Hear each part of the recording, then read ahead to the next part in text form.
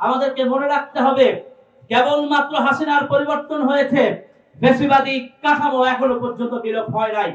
রাষ্ট্রে ফান্ডামেন্টাল চেঞ্জের জন্য নানা আলোচনা চলছে, কিন্তু আমরা আশঙ্কা বোধ করি যে শুধুমাত্র নির্বাচন এবং নির্বাচনের মধ্য দিয়ে ক্ষমতা পাওয়ার মধ্য দিয়ে যারা বাংলাদেশের জনগণের উপর শাসন ক্ষমতা নেবেন তারা এই জনগণকে উপলব্ধি করতে পারেন কিনা। এটা স্পষ্ট, বাংলাদেশের জনগণ যখন আমরাই বিকল্প বলেছে, সুতরাং কোন রাজনৈতিক দল যদি বাংলাদেশের জনগণকে পাশ কাটিয়ে কেবলমাত্র পুরানো রাজনৈতিক বন্দোবস্তকে এই সমাজে এই রাষ্ট্রে কায়েম করতে চায়, আমাদের যে জেনারেশন আছে, এখানে সিনিয়র জেনারেশন আছে, বাংলাদেশের সমস্ত মানুষ রাজপথে বিপ্লবী শক্তিকে খুঁজছে। সুতরাং কোন শক্তি বাংলাদেশকে আবারও নিপীড়ক রাষ্ট্র হিসেবে পরিণত করতে পারবে না ইনশাআল্লাহ। এটা আমাদের প্রতিজ্ঞা, এটা আমাদের শপথ। কারণ রাজপথে থেকে আমরা দেখেছি, যখন যাত্রাবাড়িতে আন্দোলনে রত ছিলাম তখন দেখেছি কিভাবে করে গুলি করা হচ্ছে, মানুষজন রাজপথ থেকে সরছে না। এক গ্রুপ আগাচ্ছে, গুলি খেয়ে আহতদের নিয়ে আসতেছে, আবার আরেক গ্রুপ যাচ্ছে, কিন্তু কেউ ভয় পাচ্ছে না, কেউ গুলিকে ভয় পাচ্ছে না। কারোর মধ্যে এই ভয় নাই যে আমরা কেউ কাউকে চিনি না, অপরিচিত, কিন্তু কেউ কাউকে ছেড়েও যাচ্ছি না। প্রত্যেককে ভালোবেসেছি, রাজপথের আপন হয়েছি, সহযোদ্ধা হয়েছি।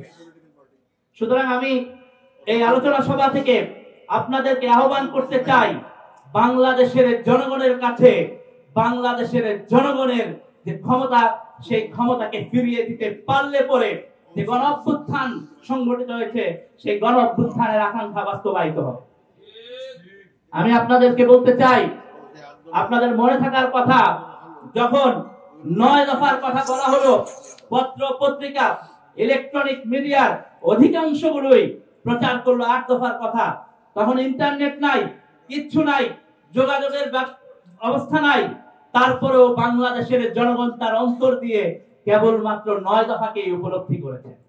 বাংলাদেশের জনগণ কিন্তু বহু আগে 1 দফা ঘোষণা করেছে, 1 দফা 3রা আগস্ট ঘোষণা হয়েছে, কিন্তু বাংলাদেশের জনগণ রাজপথে লড়াই করে নিজেরাই কিন্তু 1 দফা ঘোষণা করে দিয়েছে। তারা এই রকম নিপীড়ক রাষ্ট্র আর চায় না। এই যে গণ অভ্যুত্থান, এই গণ অভ্যুত্থানের ফলে আপনারা লক্ষ্য করবেন যে আমরা শুধুমাত্র রেজিম চেঞ্জ চাই নাই, আমরা পুরো ক্ষমতা কাঠামোর পরিবর্তন চেয়েছি। সেই ক্ষমতা কাঠামোর পরিবর্তনের জায়গায় আমরা দেখতে পাই রাষ্ট্র এবং রাষ্ট্রের যারা আছেন তারা বোধহয় বুঝতে পারেন না, রাজপথে থাকা বিপ্লবীরা যখন আপোষ না সংগ্রাম স্লোগান দেয়, সেই স্লোগানের বিপ্লব বোধহয় রাষ্ট্রে বসে থাকা লোকেরা বুঝতে পারছেন না।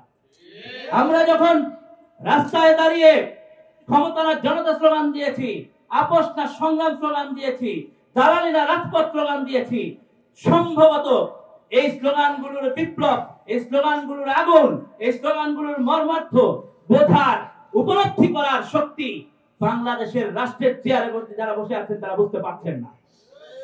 আপনাদেরকে বুঝতে হবে, আপনারা গণ অভ্যুত্থানের ম্যান্ডেট নিয়ে ক্ষমতায় আছেন। সুতরাং গণ অভ্যুত্থানের ফলে গণমানুষের মধ্যে যে পরিবর্তনের আকাঙ্ক্ষা তৈরি হয়েছে, সে পরিবর্তন সাধন করার মধ্য দিয়েই বাংলাদেশের মানুষের স্বপ্ন আকাঙ্ক্ষার বাস্তবায়ন হবে। সে জায়গা থেকেই আমরা চেষ্টা করেছি এই আয়োজন করার।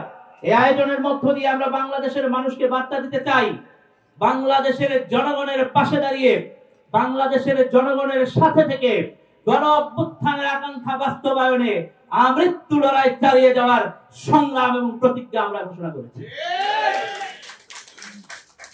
এই লড়াই আপনারা যারা আছেন, আমাদের প্রত্যেকের ঘরে ঘরে পৌঁছে দিতে হবে। এই রাষ্ট্রকে আর কোনোভাবেই ফ্যাসিবাদী কাঠামোতে ফিরতে দেওয়া যাবে না। এই রাষ্ট্রকে অবশ্যই জনগণের কাছে ফিরতে হবে। অবশ্যই বাংলাদেশের সকল বিশ্ববিদ্যালয়ে, পাড়ায়, মহল্লায়, গ্রামে যারা গণ অভ্যুত্থানে যুক্ত হয়েছিলেন তাদের কাছে সেই গণ অভ্যুত্থানের আকাঙ্ক্ষা, স্বপ্ন, ক্ষমতাকে ফিরিয়ে দিতে হবে। সেই শ্রমিকের কাছে ফিরিয়ে দিতে হবে, সেই শহীদের লাশের কাছে ফিরিয়ে দিতে হবে যাদেরকে সাভারে পুড়িয়ে মারা হয়েছিল। যাত্রাবাড়িতে এবং অন্যান্য অনেক স্পটে তিনটায় হাসিনার পলায়নের পরেও গুলি চলেছে, সেই মানুষদের যারা 5 তারিখ বিকাল 3টার পরেও শাহাদাত বরণ করেছে, তাদের প্রত্যেকের স্বপ্ন বাস্তবায়ন করার মধ্য দিয়েই জনগণের ক্ষমতা প্রতিষ্ঠিত হবে।